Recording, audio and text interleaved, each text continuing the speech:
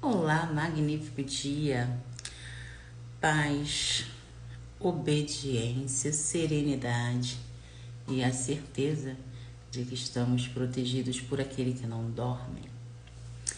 Terça-feira, mais um dia repleto de oportunidade de nos abastecermos aqui na Palavra do Pai, aonde a gente encontra força, prudência e o discernimento que a gente precisa para realizar tudo que Deus quer de nós, para sermos canal de bênção, para sermos o instrumento que leva bondade, benignidade, reciprocidade, para sermos aquela luz que falta na vida do irmão, para sempre termos uma palavra de conforto, uma palavra de sabedoria, uma instrução que vem do alto. Ontem a gente falou sobre procrastinação. Bom dia, amada Rose. A paz do Céu abençoe e fortaleça nesse lindo dia que está começando. Estava aqui refletindo, ontem a gente falou sobre a procrastinação, né? E também sobre o empoderamento. Então que hoje, no alimento que a gente vai receber daqui a pouco, nós recebamos também o empoderamento do Espírito Santo para fazermos um magnífico dia na presença dele, que nos capacita, nos transforma e nos direciona a sermos canal de bênção. Hoje nós vamos ler o capítulo 9, aonde nós teremos 2 milagres. O primeiro é a conversão de Saulo, que era um perseguidor dos cristãos. E no finalzinho do capítulo nós vamos conhecer a história de Tábita, que eu não vou dar spoiler não. Vamos iniciar. Corações e mente voltado para o alto. Recebam cada palavrinha, meditem. Se tiver perguntas a gente vai conversando e vamos lá. Enquanto isso, Saulo ainda respirava ameaças de morte contra os discípulos do Senhor. Dirigindo-se ao sumo sacerdote, pediu-lhes cartas para as sinagogas de Damasco, de maneira que, caso encontrasse ali homens e mulheres que pertencessem ao caminho, os levassem presos para Jerusalém. Na sua viagem, quando se aproximava de Damasco, de repente, brilhou ao redor dele uma luz que vinha do céu. Ele caiu por terra e ouviu uma voz que lhe dizia: Saulo, Saulo, por que você me persegue? Saulo perguntou: Quem és tu, Senhor? Ele respondeu: Eu sou Jesus, a quem você persegue. Levante-se e entre na cidade. Alguém lhe dirá o que você deve fazer. Os homens que viajaram com Saulo pararam emudecidos. Ouviam a voz, mas não viam ninguém. Saulo levantou-se do chão e, abrindo os olhos, não conseguia ver nada, de modo que os homens o levaram pela mão até Damasco. Por 3 dias esteve cego, não comeu, nem bebeu nada. Em Damasco havia um discípulo chamado Ananias. O Senhor o chamou em uma visão. Ananias, aqui estou, Senhor. Ele respondeu.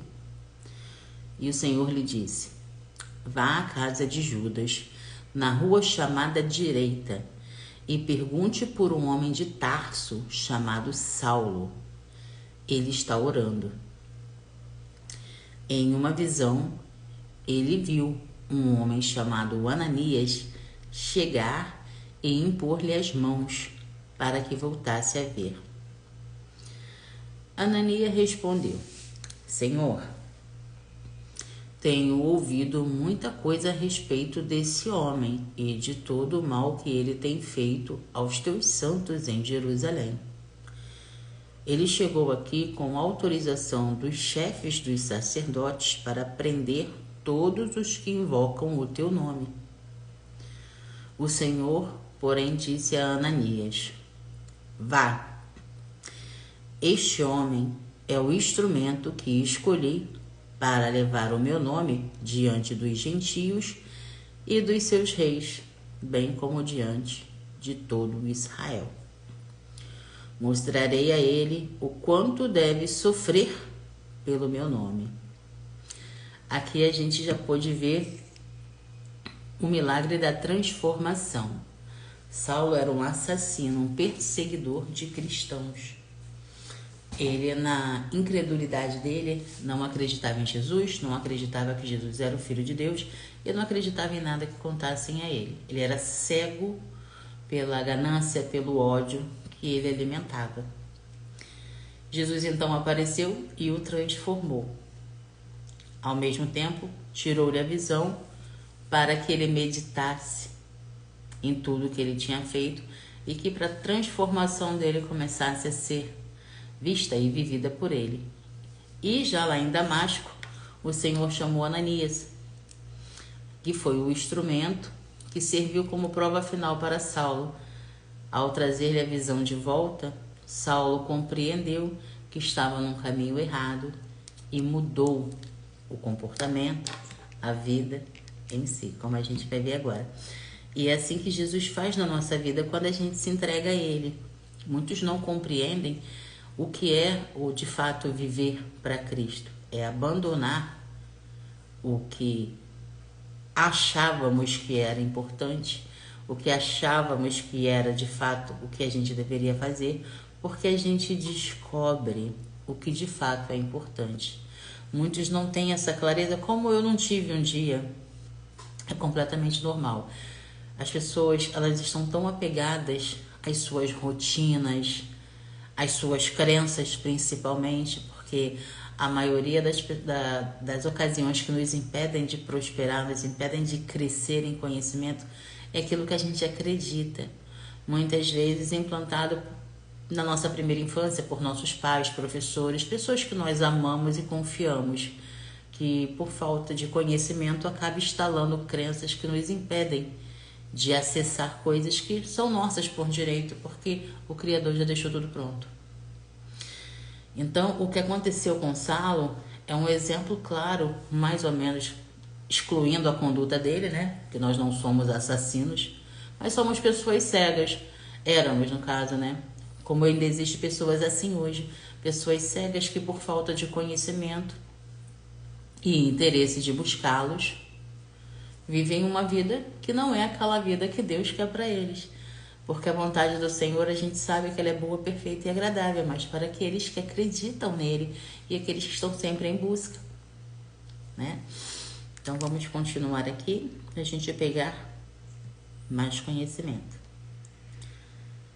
Então, Ananias entrou na casa, impôs as mãos em Saulo e disse: Irmão Saulo, o Senhor Jesus, que apareceu no caminho por onde você vinha, enviou-me para que você volte a ver e seja cheio do Espírito Santo, o empoderamento do Senhor.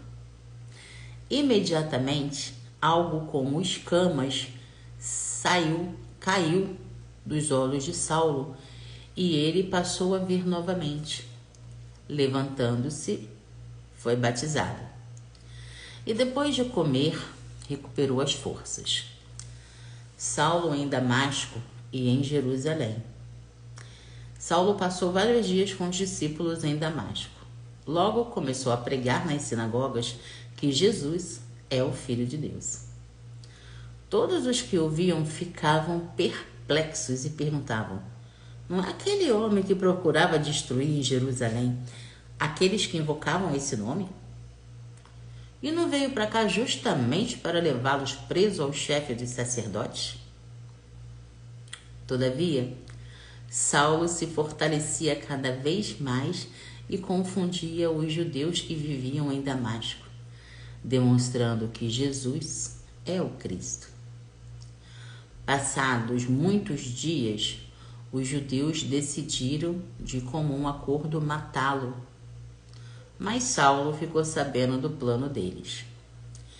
Dia e noite eles vigiavam as portas das cidades a fim de matá-lo.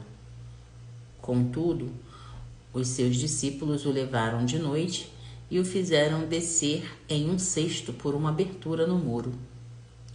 Quando chegou a Jerusalém, tentou ajuntar seus discípulos, mas todos tinham medo dele, porque não acreditavam que fosse realmente um discípulo. Então Barnabé o levou aos apóstolos e lhes contou como no caminho Saulo vira o Senhor e ele lhe falara, e como em Damasco ele havia pregado corajosamente o nome de Jesus. Assim, Saulo ficou com eles e andava com liberdade em Jerusalém, pregando corajosamente em nome do Senhor. Falava e discutia com os judeus de fala grega, mas estes tentavam matá-lo. Sabendo disso, os irmãos o levaram a Cesareia e dali o enviaram para Tarso. A igreja passava por um período de paz em toda a Judéia, Galiléia e Samaria. Ela se edificava e, encorajada pelo Espírito Santo, crescia em número, vivendo no temor do Senhor. Viajando por toda parte, Pedro foi visitar os santos que viviam em Lida. Ali encontrou um paralítico chamado Enéas, que estava acamado fazia 8 anos. Pedro lhe disse: Enéas, Jesus Cristo vai curar você. Levante-se e enrole a sua cama. Ele se levantou imediatamente.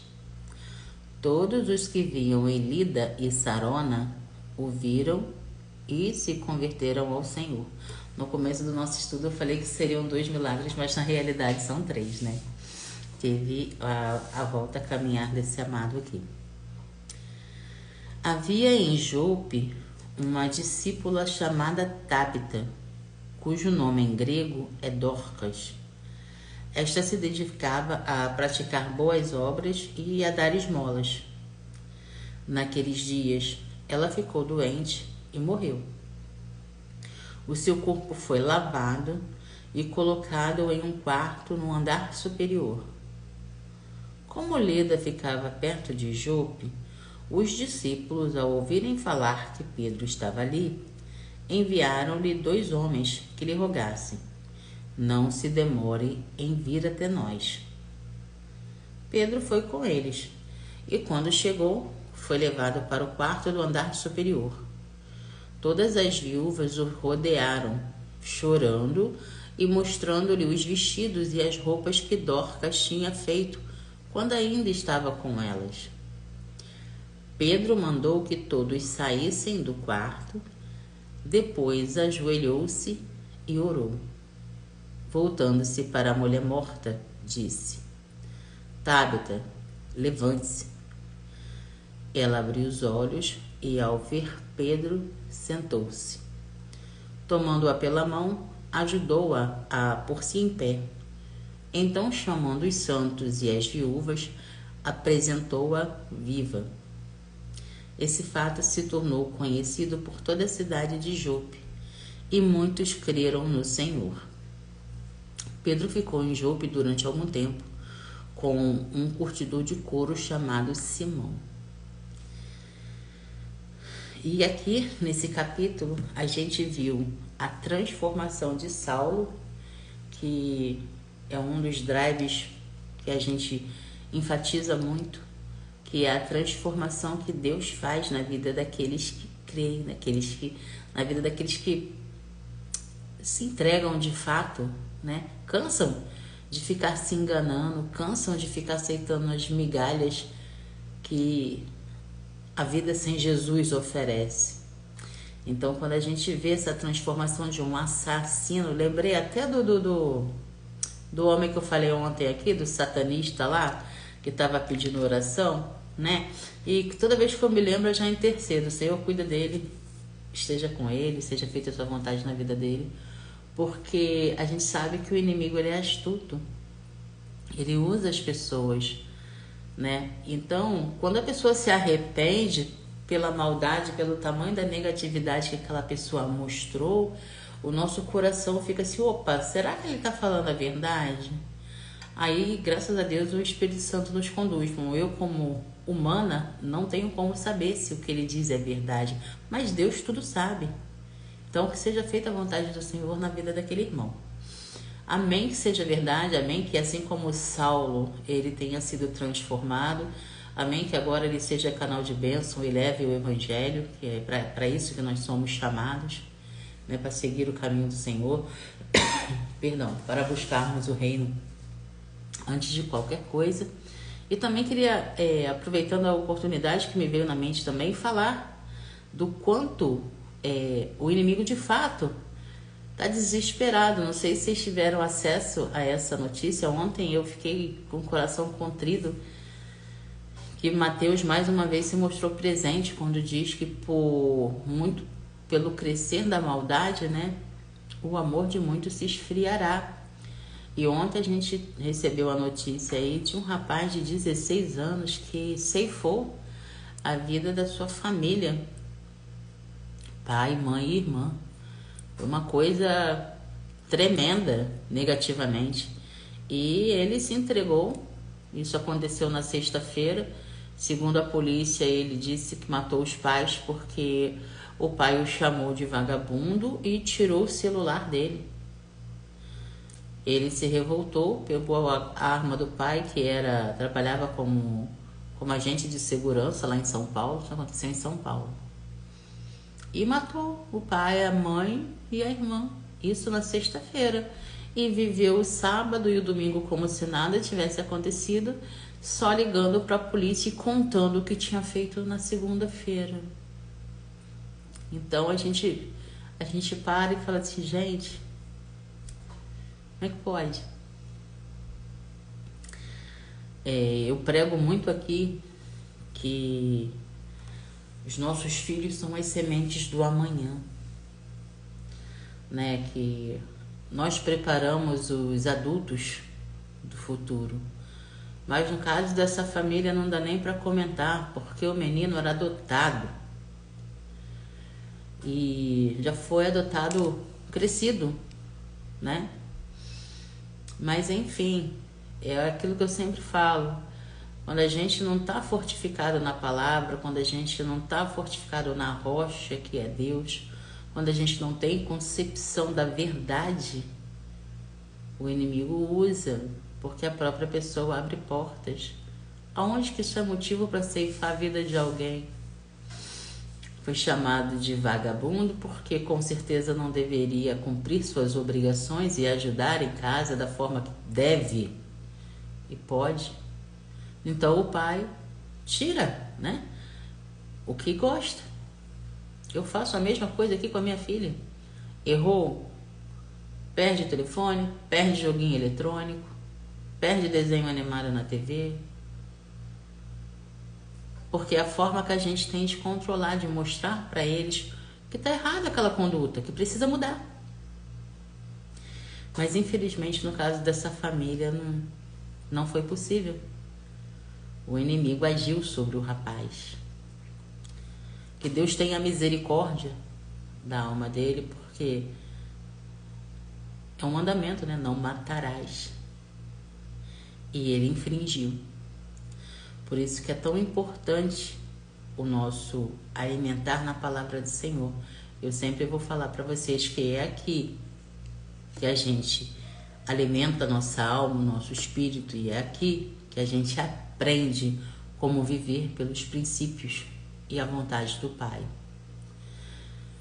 Como eu sempre falo também, a gente está vendo coisas horríveis, vivendo coisas horríveis, e não vai parar. É apenas o início das dores. Eu vi uma matéria ontem de um ator, Ricardo Macchio, o nome dele. Ele está lá no sul, ajudando os irmãos de lá, e estava visitando os abrigos. Visitou o primeiro, tudo bem. Quando ele chegou no segundo, que ele achava que era dessa mesma tragédia que estão todos vivendo, né? começou a conversar com os irmãozinhos lá, as pessoas lá, e ele descobriu que aquelas pessoas que estavam naquele segundo abrigo visitado por ele não eram dessa tragédia, e sim de uma enchente que teve lá no ano passado. O sul, ele é bastante castigado por chuvas, não como essa última tragédia, onde está confirmado que se abriram 5 comportas de represas lá, mas em alguns lugares, né, foram alagados e as pessoas ficaram desabrigadas. E nesse abrigo que ele teve ontem, esse Ricardo Macchio, ele descobriu que essas pessoas que estão lá, não estão lá por causa dessa tragédia, e sim pela tragédia que aconteceu no ano passado, se eu não me engano, há 8 ou 9 meses atrás, que ele falou.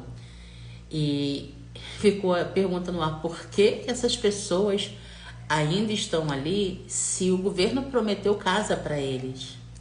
Se o governo prometeu liberar verbas para a construção e o realocamento dessas famílias. E mais uma vez ficou comprovado que foi mais uma promessa que o governo fez, mas que não foi cumprido. E o que acontece na nossa sociedade? Eu não estou aqui para falar mal do atual governo, não, porque ele se lasca sozinho, sabe? A pessoa se lasca com a própria boca. Enfim, quando não se pensa, quando não se cumpre, quando não se faz o que precisa ser feito, ela mesma busca o resultado para a vida dela, não precisa de ajuda de ninguém. Mas a verdade precisa ser dita, né? Então, o que ocorre? O povo brasileiro é um povo de memória de 10 segundos. E me perdoe falar isso, tá? Mas é verdade. Porque as coisas acontecem, as pessoas sofrem, se decepcionam e continuam acreditando no mentiroso. Há mais de 20 anos, tem N vídeos agora que a gente tem acesso à internet. Ontem mesmo eu escutei vários sobre várias promessas, sobre o plano que ele contou, que ele tinha que vir devagar, construir a narrativa certa para convencer as pessoas de uma mentira, que de tanto ele repetir se tornaria verdade, porque ele acredita e os faltos de conhecimento também acreditariam. E por incrível que pareça, deu certo, mesmo ele contando o que tinha em mente, que era a picanha com cerveja nos finais de semana. Ou seja, as pessoas não olharam para trás, não pegaram como exemplo o que viveram lá atrás, petrolão, mensalão, não sei o que mais o que, porque é muita coisa negativa. Esqueceram tudo. Por quê, gente? Está comprovado que o nosso cérebro, ele não foi criado para prosperar e evoluir. Ele foi criado para sobreviver. Então, ele sempre vai nos levar para a zona de conforto que, para ele, é a segurança, é a estabilidade que a gente já aprendeu que não existe. Lembra que na palavra diz dos 2 caminhos, o caminho largo e o caminho estreito? Pois é, quando nós somos despertos, quando o Espírito Santo de Deus nos toca e a gente começa a se dedicar a Deus, a buscar a palavra, a sabedoria e tudo de positivo que provém do Senhor, nós começamos a entender que o nosso cérebro precisa ser educado. Nós precisamos desconstruir coisas para construir as corretas. Então, quando você percebe isso, você começa a praticar aprendizado, você começa a buscar entendimento. E quanto mais você pratica, quanto mais você busca, mais você acessa e não cai nessas conversas fiadas, nessas narrativas que só cegam as pessoas. Quanta gente está morrendo aí de fome, literalmente. O povo que mais sofre é o povo do Nordeste. Por quê? Porque não vai educação para aquele lugar. Educar o povo para quê? Povo educado, povo abastecido de conhecimento é povo que não vota em gente que mente. Povo que se abastece de conhecimento, que está ali segurando e buscando em Deus, não cai nessas conversas que não fazem crescer. Mas Deus é bom e misericordioso. O povo está despertando para honra e glória do Senhor. Eu agradeço diariamente, porque a cada dia o povo está vendo. Não tem o ditado que diz que fruta podre cai sozinha? É ação e reação. Todos nós vivemos com a lei da semeadura. Tudo que nós plantamos, nós também vamos colher. Independente de ser rico, pobre, político, não político. É criação divina? A lei da semeadura está aí. Então, gente, o que eu gosto de deixar claro, que toca no meu coração diariamente é isso. É se abastecer de sabedoria, é buscar sempre o conhecimento, é estar sempre conectado primeiramente a Deus, é estar sempre em oração, é estar sempre procurando fazer o bem sem olhar a quem, porque na realidade não importa, a gente não está fazendo para o próximo, a gente está fazendo para Deus. Não é isso que ele ensinou pra gente? Amai a Deus sobre todas as coisas, amai a teu próximo como a ti mesmo. Então, se eu não quero algo ruim para mim, eu também não vou fazer para o meu próximo, porque eu sou temente a Cristo, e eu sendo temente a Cristo, eu vou buscar seguir os princípios da palavra dele, que é onde está escrito. A gente não fala que a vida é um jogo e as regras desse jogo estão na palavra do Senhor? A Bíblia é o manual da boa vida para aqueles que querem viver plenamente, abundantemente do que jorra de Deus. É necessário pagar o preço.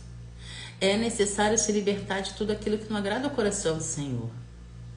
E de cara, para aquelas pessoas que são apegadamente ao material, pode parecer um sacrifício, mas viver para Jesus é bem melhor. Vivendo para Jesus, você vive limpo, você não precisa mentir, você não precisa fingir uma pessoa que você não é. Ai, mas o que as pessoas vão falar? Eu não tô nem aí porque as pessoas vão falar. A única necessidade de aprovação que importa é a do Senhor. Foi Ele que me criou, foi Ele que me chamou, é Ele que me capacita todo dia, é Ele que me permitiu acordar.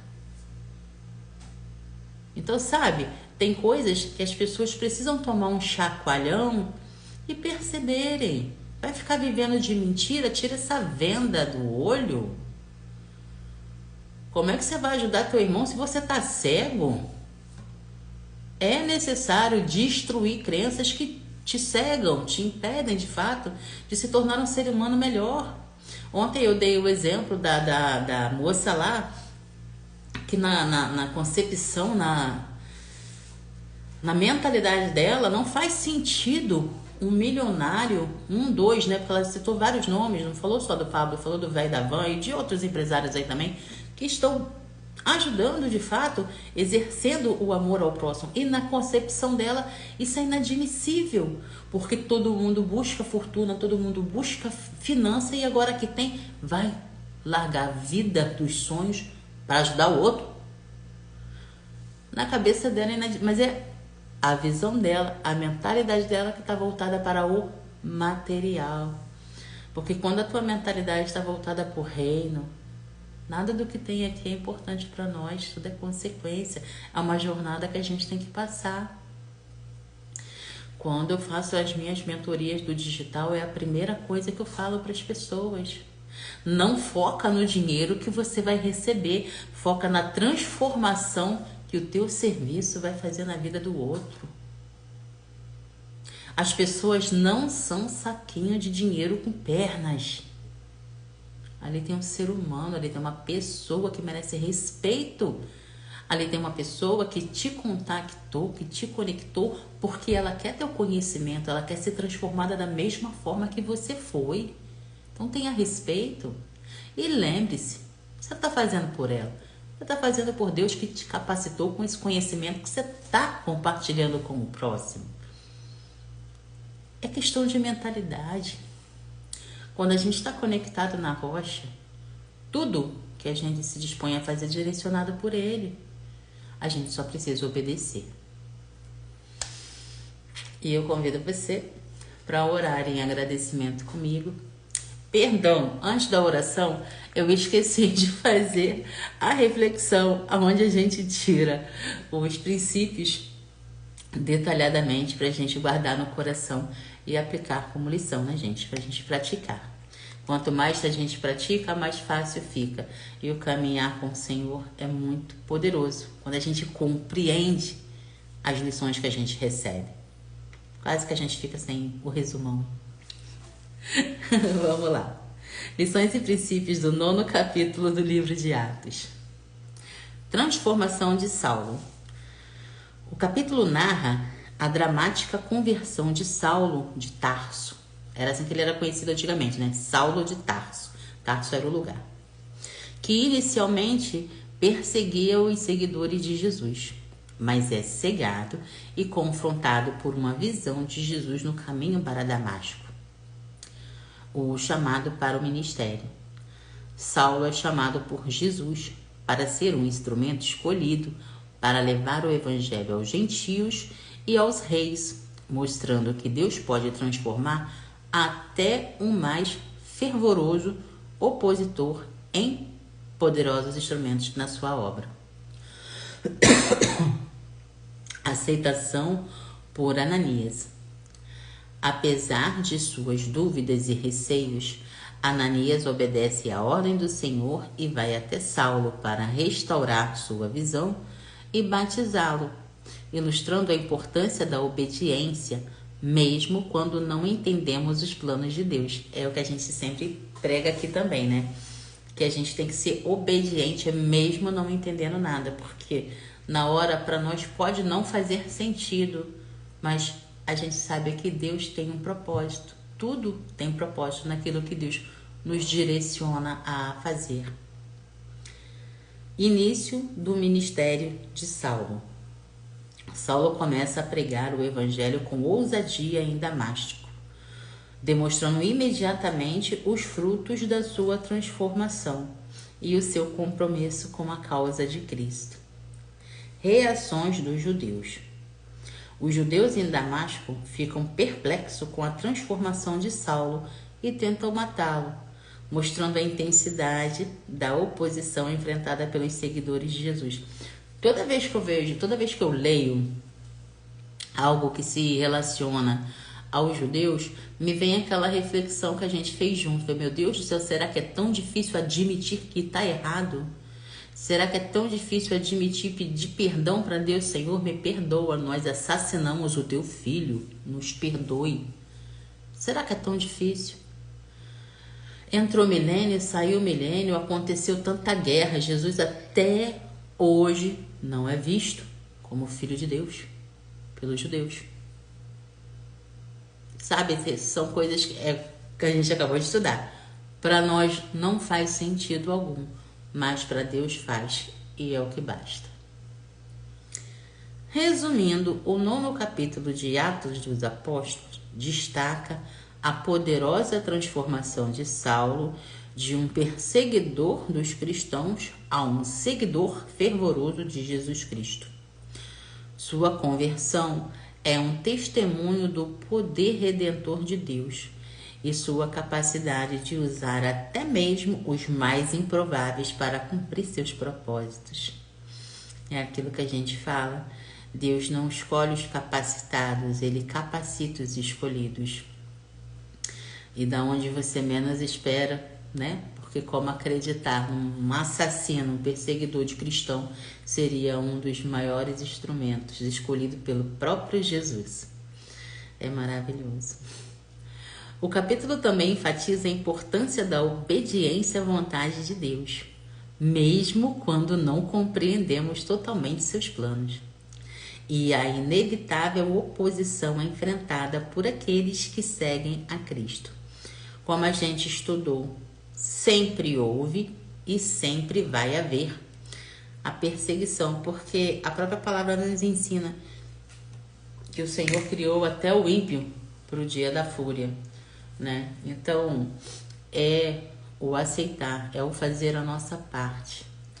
Às vezes a gente é julgado indevidamente pela nossa forma de pensar, porque nem todos enxergam pelos nossos olhos. E a nossa vontade, sim, é pura. A gente quer salvar todo mundo, a gente quer que todos enxerguem pela nossa visão. Mas a gente se lembra que a gente tem que ser comedido no falar, assim como também a gente tem que ser prudente no pensar. Existem pessoas e pessoas, né? E nem todas receberam seu chamado ainda, ou não está na hora, porque a obra não é nossa. A obra é do Espírito Santo. Então, a cada vez que você se aproximar de alguém e for falar de Jesus, Seja prudente, procure identificar qual é a frequência que aquela pessoa está emanando. Ela está receptiva? Ou ela está na negativa? Porque tem pessoas que te ouvem, te compreendem, mas não aceitam. E tá tudo bem. O que a gente tem que guardar em mente é a nossa vida, é o nosso caminhar, é o governo da nossa vida. É o que eu costumo falar aqui em casa. A Palominha, ela tem 7 anos, então ela tá numa fase complicada. Porque o ambiente transforma muito quem a gente é. Então aqui na nossa casa é só eu, o papai e ela. Então o papai também é voltado para o cristianismo, não do jeitinho dele, do jeitinho que o Papai do Céu chama cada um. E eu tenho a minha conduta. Eu sou muito decidida naquilo que eu quero. Então quando eu decido que eu não quero mais uma coisa, acabou. Eu viro a página, eu sigo em frente e nem comento mais, passou. A não ser se eu preciso tirar algum ensinamento. Como vira e mexe eu trago algum comportamento errado que eu tinha lá atrás, que eu aprendi que estava errado, e o que eu aprendi eu tenho que passar para o próximo. Porque são os nossos testemunhos, as nossas vitórias que edificam a vida do outro. Lembra da diferença do professor para o mentor? O professor, ele aprendeu algo que ensinaram para ele. Já o mentor viveu algo que ele está ensinando. Então é diferente. A concepção, o contexto é diferente. Então, o que acontece na cabeça da criança? Ela tem uma conduta em casa, uma disciplina, um exemplo que ela vê. Criança, todos nós aprendemos muito por observar, por ouvir, né? E pelo que a gente convive. Então, aqui na nossa casa, ela tem uma convivência. Quando chega na escola, ela tem várias disciplinas diferentes. O coleguinha tem uma essência, o outro tem uma outra, o outro tem uma outra. Então, isso acaba confundindo muito a cabeça da criança. Então, eu como mãe, eu procuro aqui analisar ao máximo. Tô sempre pedindo direcionamento ao Espírito Santo, porque, tipo assim, qual é o pai ou a mãe que quer o mal pro seu filho? Nenhum. Quer dizer, bom, Papai do Céu sabe. Enfim, nossas sementes do amanhã, como eu chamo carinhosamente os nossos filhos, precisam estar alertas, precisam ser orientados, e os pais não podem descansar. Não há descanso. Eu costumo falar para as minhas alunas mais novas, aquelas que ainda não se casaram, para que sejam prudentes, né? Porque o mundo vai te oferecer N banquetes ilusórios, mas as meninas precisam ter concepção do que querem, porque quem sabe quem é e aonde vai chegar, não se entrega, não se troca por qualquer coisa. É o que a gente costuma pregar muito. Quem vive por princípios não troca princípio por proposta. Não faz sentido. Então, quando você vê, eu brinco muito com elas. Mas eu não pedi para ter filho. Falei, mas na hora de virar o zoinho lá, você pensou? Você perguntou pro Senhor se estava certo aquele momento lá que você estava vivendo? Ação e reação, gente. Tem que pensar no amanhã.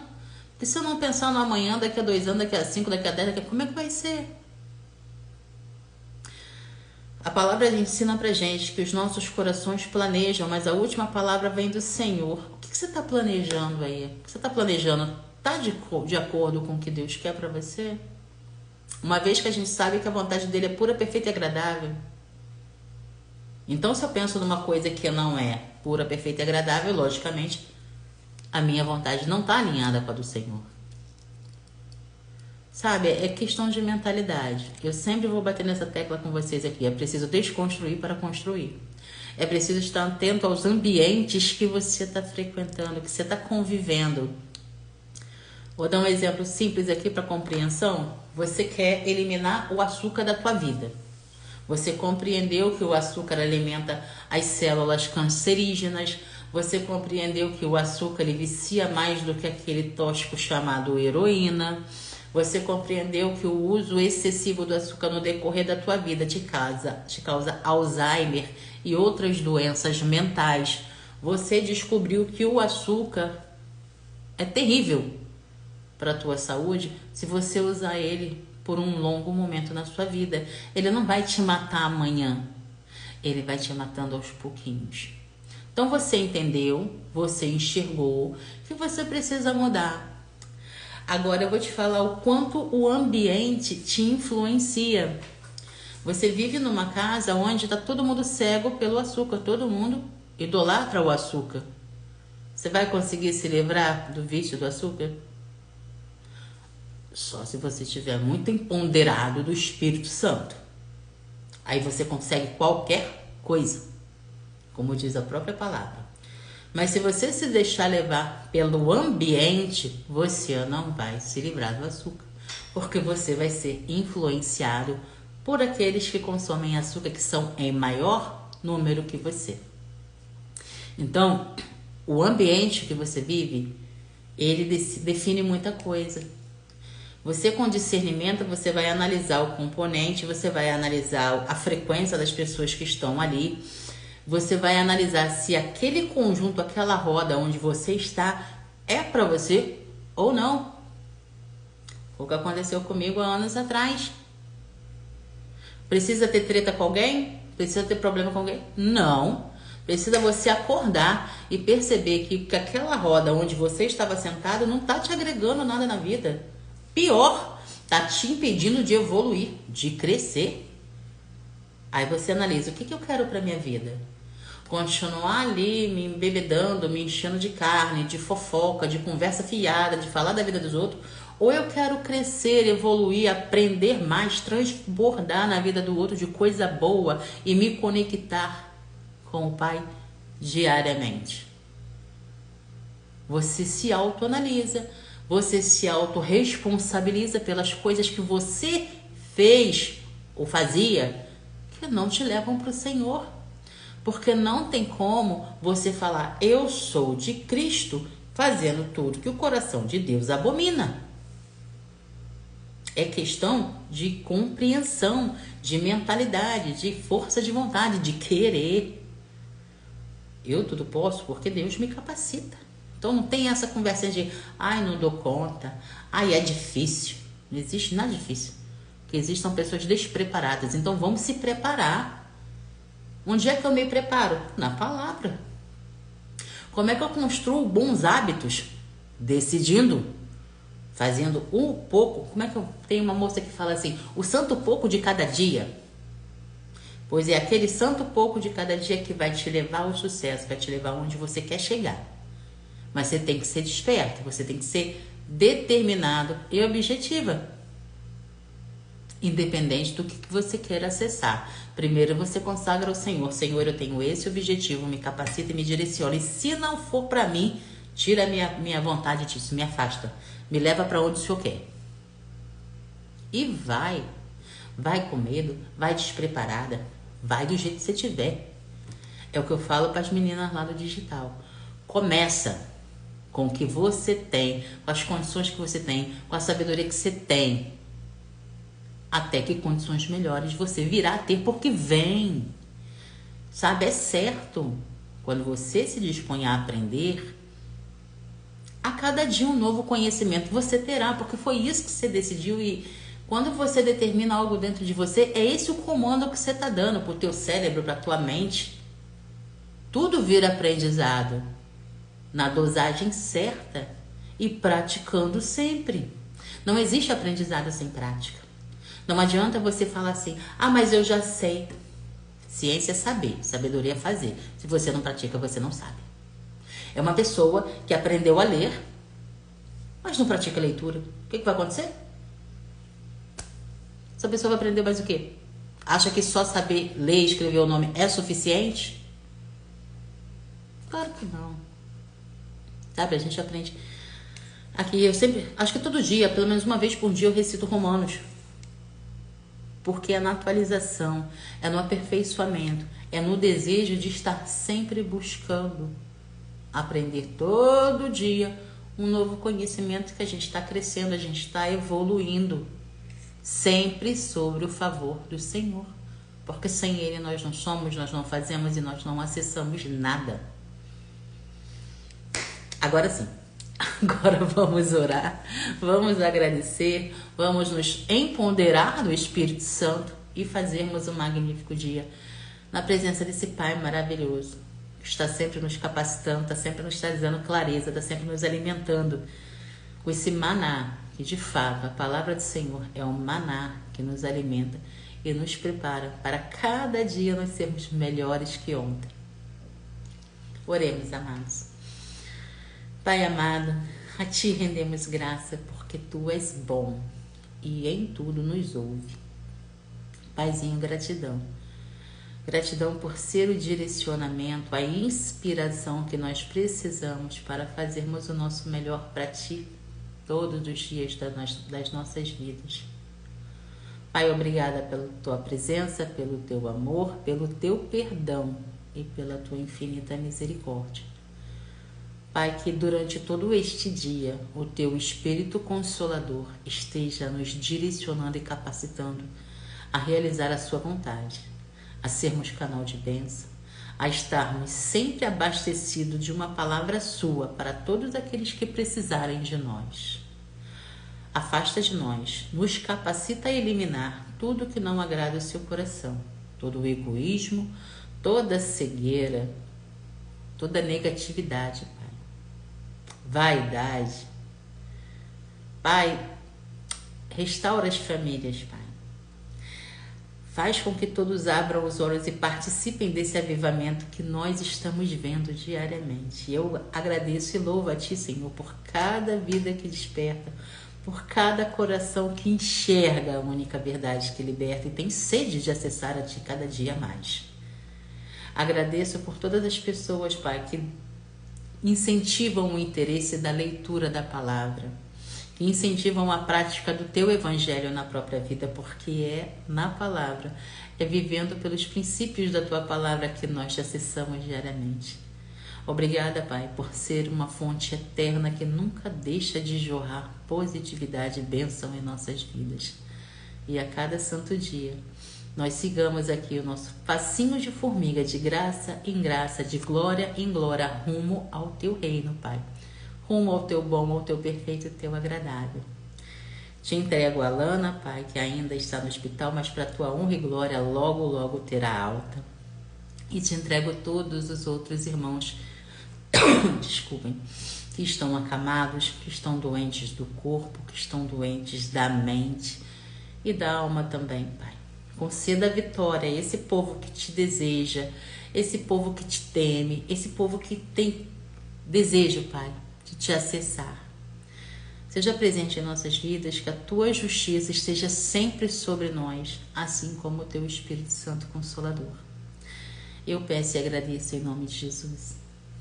Amém. Estava orando agora com vocês e me veio à mente casamento.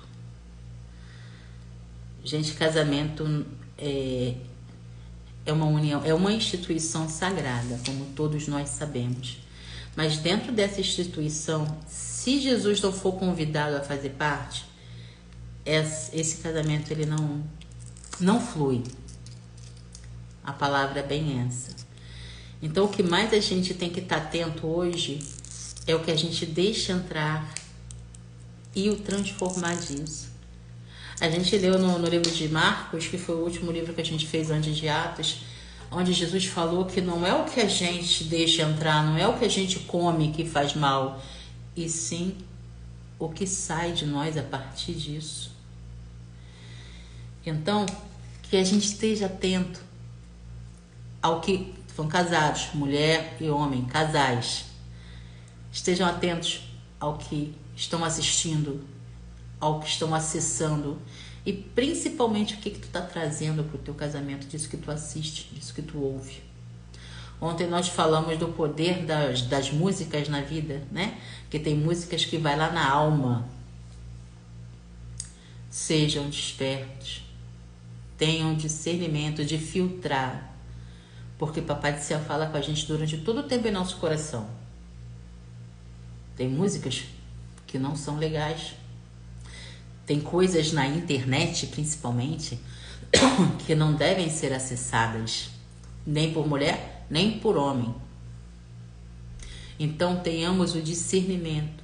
Se a nossa intenção é buscar o reino, nós como os casados temos que ser exemplo. Exemplo como pessoa e no caso de quem tem filho, mais ainda. Porque nós estamos educando, nós estamos treinando os futuros adultos de amanhã. Isso me fez lembrar até, olha só como é que é as coisas. Aos 4 anos de idade, meus pais se separaram. O meu pai já descansa no Senhor. Minha mãezinha tá lá na Paraíba cuidando da mãezinha dela, que tá um bebê só esperando o Senhor chamar. E incompatibilidade de mentalidade, sabe? Meu pai era uma pessoa ótima, temente a Cristo. Minha mãe também. Só que as mentalidades não se batiam, porque antigamente, infelizmente, algumas pessoas queriam se casar pela beleza que via no outro, né? E minha mãe era completamente apaixonada, porque meu pai era um homem muito bonito, muito atraente, muito elegante. Só que, né, dizem hoje em dia, tem um ditado, né, que quem vê cara não vê coração, só o Senhor sonda todos os corações. Então não adianta você se apaixonar pela imagem se você não conhece o conteúdo. É o que eu falo para as minhas meninas lá do Destravar, da mentoria. O namoro e o noivado existe exatamente para isso, para você conhecer a pessoa, para você saber se é com essa pessoa mesmo que você quer compartilhar os melhores anos da sua vida. É preciso ter a sabedoria. Infelizmente, minha mãezinha não teve essa sabedoria, não teve ninguém que a instruísse naquela época. Eu também não tive muito essa instrução, mas hoje nós temos, e nós temos como compartilhar também para que outras pessoas não cometam o mesmo deslize. Que tem um outro ditado também que está me vindo agora, né? Que beleza não põe mesa.